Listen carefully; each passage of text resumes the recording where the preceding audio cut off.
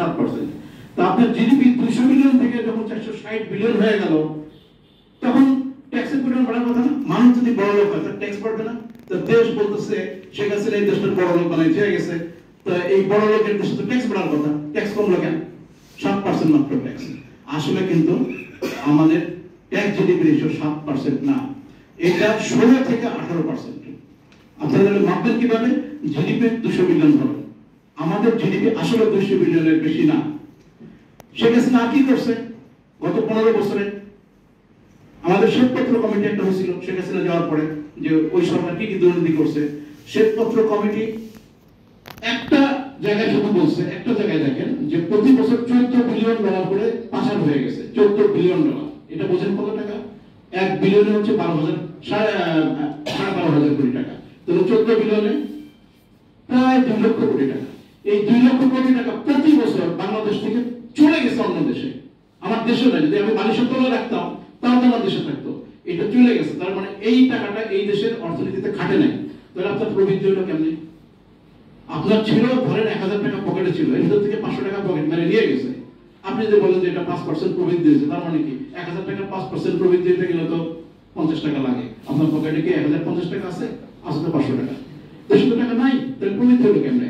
শেখ হাসিনার 15 বছরে আমাদের প্রবৃদ্ধি ছিল মাইনাস, সেইটাকে তারা 6, 6.5, 7 এরকম করে প্রবৃদ্ধি দেখায় এইটা 460 বিলিয়ন বানাইছে। বানায়া কি বাস দিচ্ছে? এটা হচ্ছে 1 নম্বর হচ্ছে আপনার এই যে মূল্যস্ফীতি, এই যে জিনিসপত্রের দাম আপনার পকেট থেকে যাচ্ছে না। বাংলাদেশের মানুষ এখনো, যে একটা গরিব মানুষ, সে কিন্তু 40% ট্যাক্স দেয়। অথচ আমাদের বাজেটে এনবিআর বলে যে এটা নাকি 7%। এটা তো জনগণের সাথে এক ধরনের প্রতারণাও না, এটা তার সাথে একটা মশকরা। সরকার তো জনগণের সাথে মশকরা করতে পারে না। 7% যদি আমাদের ট্যাক্স জিডিপি রেশিও হয়, বাংলাদেশ থেকে বলতে হবে ট্যাক্স স্বর্গের দেশ। এইরকম ট্যাক্স স্বর্গের দেশে বিনিয়োগে ভরে যাওয়ার কথা। আপনাদের দেশে কোনো বিনিয়োগ আছে? কোন কর্মসংস্থান আছে? বেকারে ভরা। আমাদের যিনি প্রধান উপদেষ্টা, বর্তমান প্রধানমন্ত্রী, উনি বলেছেন যে বাংলাদেশের 4 কোটি লোকের আয় হচ্ছে দৈনিক 100 টাকা। অনেকে আবার একটু বলেন যে কি বলে, আমার মাথায় হচ্ছে 100 টাকা। তো এটা কিভাবে হয়? মানে এই যে 4 কোটি পরিবার, মানে একজন ব্যক্তি পরিবারের যিনি প্রধান, তিনি আয় করেন। তো 100 টাকা মানে হচ্ছে ওই প্রধান 400 টাকা দৈনিক পান।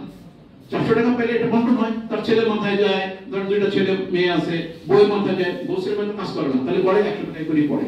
উনি কিন্তু সঠিক বলছেন, 4 কোটি লোকের আয় হচ্ছে দৈনিক 100 টাকা। তাহলে কত টাকা হয়? আর বাকি 4 কোটি লোকের আয় হচ্ছে দৈনিক সর্বোচ্চ 150 টাকা।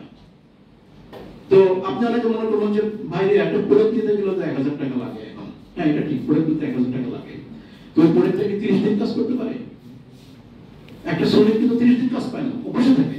এবং রিক্সাওয়ালাও, যে আপনি দেখবেন ঢাকা শহরের অনেক রিক্সাওয়ালা দৈনিক 2000 টাকা আয় করে, কিন্তু ও কিন্তু 30 দিন কাজ করতে পারে না। আমরা কিন্তু খোঁজ রাখি না। ও সর্বোচ্চ 10 থেকে 12 দিন কাজ করে ও বাড়িতে বিশ্রাম নেয়। এবং একটা রিক্সাওয়ালার কর্মজীবনের গড় আয়ু হচ্ছে সর্বোচ্চ 10 বছর। আয়ু হচ্ছে কাজের আয়ু সর্বোচ্চ হচ্ছে 15 বছর। আমি সাংবাদিকতা করি, আমি 20 বছর বয়স থেকে সাংবাদিকতা শুরু করছি এবং এখন আমার বয়স 55। তার মানে কত? প্রায় 35 বছর ধরে সাংবাদিকতা করতেছি। আল্লাহ যদি আমাকে হায়াতে বাঁচায়